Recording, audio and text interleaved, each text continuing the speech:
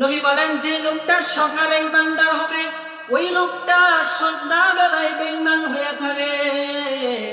ওয়ায়ুমসি মুমিনা ওয়া ইসবিহু কাফিরা, যেই লোকটা সন্ধ্যাবেলায় ইমানদার থাকবে ওই লোকটা সকাল হতে হতেই কাফের হয়ে যাবে। নাউযুবিল্লাহ।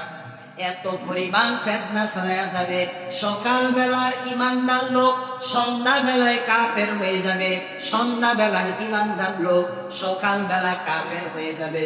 নবী বলেন কেমন পরিমাণ ফিতনা ওই সময়ে ছড়ায়া যাবে, মানুষগুলো সম্পদ দুনিয়ার স্বার্থের প্রতি এত আকৃষ্ট হয়ে যাবে।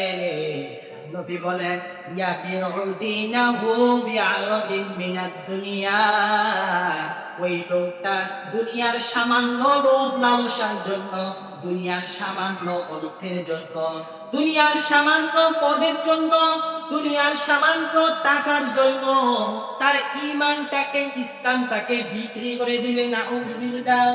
500 টাকার জন্য ঈমান বিক্রি করে দিবে, এমন ঘটনা আছে না নাই? 500 টাকার জন্য ঈমান শেষ, 1000 টাকার জন্য